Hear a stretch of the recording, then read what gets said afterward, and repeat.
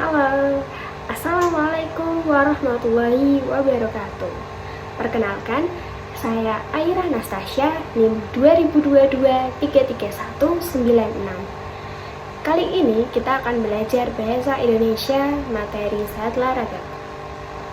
Baik, sebelum memulai pembelajaran kali ini, alangkah baiknya kita berdoa terlebih dahulu.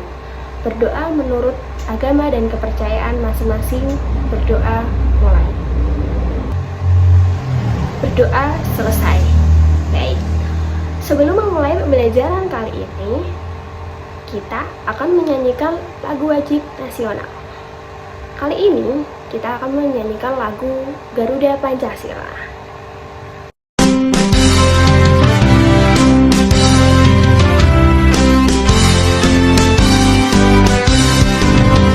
Garuda Pancasila, akulah pendukungmu, patriot proklamasi, sedia berkorban untukmu. Pancasila dasar negara, rakyat adil makmur sentosa, pribadi bangsaku. Ayo maju, maju, ayo maju, maju, ayo maju, maju. Oke, setelah kita menyanyikan lagu Garuda Pancasila, kita akan masuk pada materinya. Yang pertama, kita akan membaca teks yang berjudul Garuk-garuk. Simak ceritanya. Garuk-garuk. Bermain atau belajar bersama di rumah Pahmi itu menyenangkan. Rumahnya luas, bentuknya meniru rumah baloi, rumah adat Kalimantan Utara. Bagi Kidul, bermain di rumah Pahmi berarti dia terbebas dari Kak yang cerewet menyuruhnya mandi. Kidul tidak suka mandi, itu sudah bukan rahasia lagi. Selain terbebas dari Kak, di rumah Pahmi juga banyak makanan. Ibu Pahmi selalu menyuguhi mereka buah dan panganan khas Malinau ataupun dari luar daerah. Siang ini, mereka membaca buku ditemani kerupuk tipis. Kata Pahmi, kerupuk ini disebut rempeyek dan makhluk kecil-kecil di atas itu adalah rebon atau disebut juga udang papai. Kidul suka sekali. Tiap sebentar tangannya meraih toples berisi kerupuk itu. Dul, aku lihat tanganmu lebih sering memegang rempeyek daripada membalik halaman buku, goda Sagoy. Kidul hanya meringis, tangan kanannya memegang rempeyek, tangan kirinya menggaruk tangan kanan. Habis itu, rempeyek pindah ke tangan kiri, tangan kanan menggaruk tangan kiri, kedua tangannya terlihat memerah. Aduh, banyak nyamuk, seru Kidul. Mana ada nyamuk, kata Pahmi. Buktinya aku dan Sagoy baik-baik saja. Makanya rajin-rajinlah kau mandi, kata Sagoy. Kapan kau terakhir mandi? Ah, bosan, gerakannya begitu-begitu saja, saut Kidul sambil mengingat-ingat kapan dia terakhir mandi. 2 hari lalu, 3 hari lalu. Menurut Kidul, kalau sedang libur tidak perlu mandi. Namun, gatal-gatal di tubuh Kidul terus bertambah. Sekarang lehernya juga terasa gatal. Tangannya kini malah lebih sering menggaruk daripada memegang rempeyek. Karena Sagoy dan Pahmi makin sering meledeknya, Kidul memutuskan untuk pulang saja. Ibu Pahmi membungkuskan rempeyek untuk dibawa pulang. Kidul tersenyum lebar dan menyambut bungkusan itu. Begitu tiba di rumah, Kidul cepat-cepat masuk kamar supaya Kak Asih tidak melihatnya. Apa daya, gatalnya tidak kunjung hilang, makin digaruk makin gatal. Tidak tahan, Kidul mengadu kepada ibu. Ibu dan Kak Asih terkejut melihat tangan Kidul yang lecet-lecet.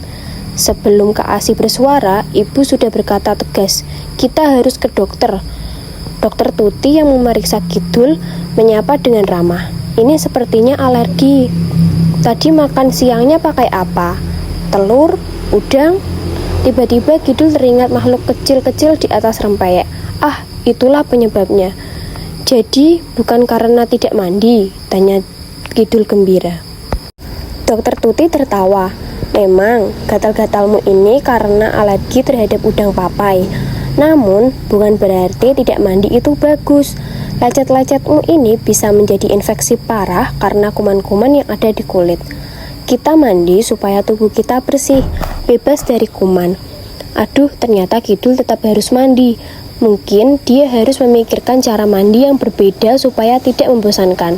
Bagaimana menurutmu? Cerita oleh Eva Nukman. Oke, setelah kita simak cerita garuk-garuk tersebut, apa sih yang dapat kalian tangkap? Pasti kalian paham tentang apa isi cerita tersebut, bukan? Setelah kalian baca cerita garuk-garuk tersebut, silahkan kerjakan soal berikut.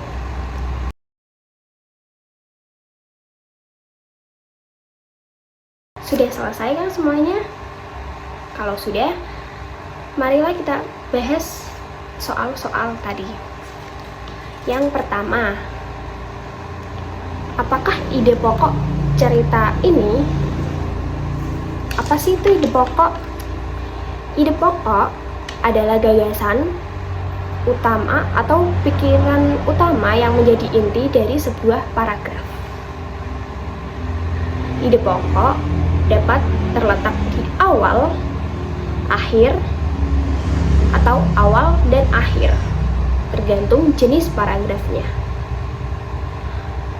Paragraf deduktif merupakan ide pokok yang terletak pada awal paragraf. Paragraf induktif merupakan ide pokok yang berada di akhir paragraf.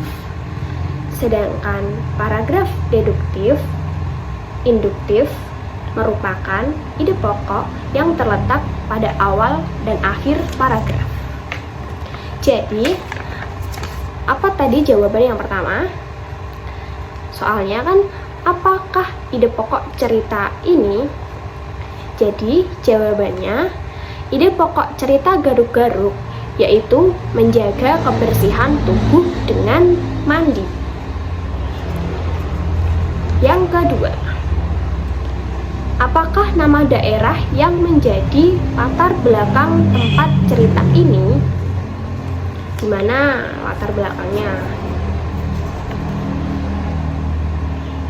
Jawabannya, Malinau, Provinsi Kalimantan Utara.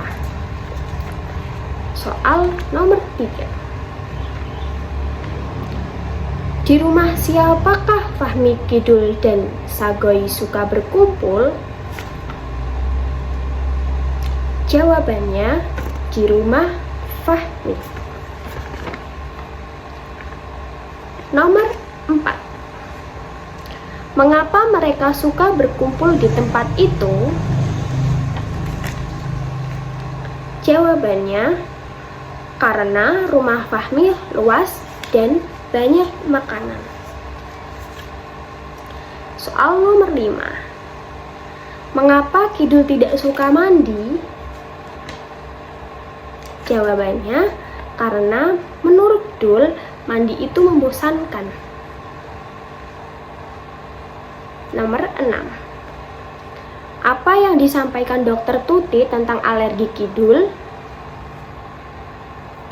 Jawabannya, Dokter Tuti menyampaikan bahwa alergi Kidul bukan karena tidak suka mandi, tetapi karena alergi udang papai.